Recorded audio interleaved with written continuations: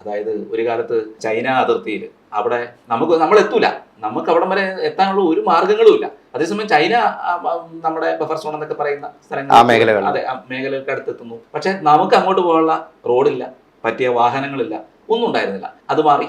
എന്തുകൊണ്ടാണ് ഈ പറയുന്ന ഗാൽവാനിൽ പ്രശ്നം ഉണ്ടായത്? നമ്മൾ അത്രത്തോളം അഗ്രസീവ് ആയിട്ട് മുന്നോട്ട് പോയതുകൊണ്ടാണ് ഗാൽവാനിൽ പ്രശ്നം. അതാണ് ചൈനയ്ക്ക് പ്രശ്നം ഉണ്ടായത്. റോഡും കണക്ടിവിറ്റി ഒക്കെ ചൈനയ്ക്ക് മനസ്സിലായി പഴയതുപോലെ അല്ല കാര്യങ്ങൾ എന്ന് മനസ്സിലായതുകൊണ്ടാണ് അന്ന് ആ പ്രശ്നങ്ങൾ അവിടെ ഉണ്ടായത്. എന്നിട്ടും നമ്മൾ പിന്നോട്ട് പോയതൊന്നുമില്ല. ചൈനയുമായിട്ടുള്ള ഒരു ഇതിൽ വന്നപ്പോൾ നമ്മൾ ഒട്ടും മാറിയില്ല, പിന്നോട്ട് പോയില്ല. ആ ഒരു സ്ട്രെങ്തോടെ തന്നെ ചൈനയെയും നേരിടുക തന്നെ ചെയ്തു. അതിനകത്ത് ഒരു സംശയം ഉണ്ടായില്ല. 62-ലെ ഇന്ത്യയല്ല എന്ന് പറച്ചിലല്ല, അവസാനം മനസ്സിലായി 62-ലെ ഇന്ത്യ അല്ല ഇത്. പിന്മാറ്റം, പിന്നെ ചൈനയുടെ ആ ഒരു നിലപാടെ മാറിയില്ല. അതെ.